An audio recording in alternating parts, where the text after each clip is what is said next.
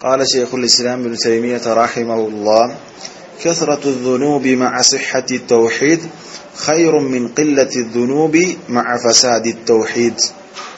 شيخ الإسلام ابن تيمية رحمه الله പറഞ്ഞു كثرة الذنوب مع صحة التوحيد, തൗഹീദിന്റെ ശരി അതുള്ളതോടൊപ്പം തെറ്റുകളുടെ വർധനവ്, അഥവാ ശരിയായ തൗഹീദ് ഉള്ളതോടൊപ്പം ധാരാളം തെറ്റുകൾ സംഭവിക്കുക എന്നുള്ളത് ഖൈറും മിൻ ഖില്ലത്തി ദുനൂബി മഅ ഫസാദി തൗഹീദ്, തൗഹീദിന്റെ മോശമായ അവസ്ഥയോടൊപ്പം വളരെ കുറഞ്ഞ തെറ്റുകളേക്കാൾ ഉത്തമമാണ്.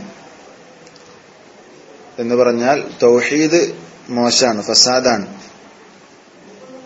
അതോടൊപ്പം അതിന്റെ കൂടെ തെറ്റുകൾ കുറവാണ്. ആ അവസ്ഥയേക്കാൾ നല്ലത്, വളരെ കുറഞ്ഞ തെറ്റുകളുള്ളൂ പക്ഷെ തൗഹീദ് ഫസാദായിട്ടുണ്ട്, അതിനേക്കാൾ ഉത്തമമാണെന്ത്? തൗഹീദ് ശരിയായിട്ട് തെറ്റുകൾ വർദ്ധിക്കുക എന്നുള്ള അവസ്ഥ. തെറ്റുകൾ വളരെ കൂടുതലുണ്ടെങ്കിലും തൗഹീദ് ശരിയാകുക എന്നുള്ള ആ അവസ്ഥയാണ് ഉത്തമമായിട്ടുള്ളത്. ഏതിനേക്കാൾ? തൗഹീദ് മോശാണ്, തെറ്റുകൾ വളരെ കുറവാണ് പക്ഷെ തൗഹീദ് മോശമായിട്ടുള്ള അവസ്ഥ, അതാണ് അതിനേക്കാൾ ഉത്തമമാണ് യഥാർത്ഥത്തിൽ ശരിയായ തൗഹീദ് ഉള്ള അവസ്ഥ.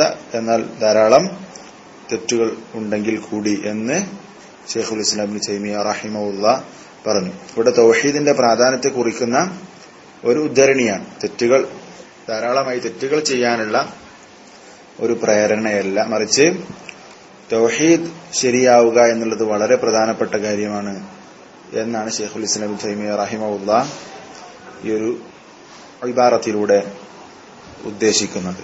വല്ലാഹു അഅലം. അസ്സലാമു അലൈക്കും വറഹ്മത്തുള്ളാഹി വബറകാതുഹു.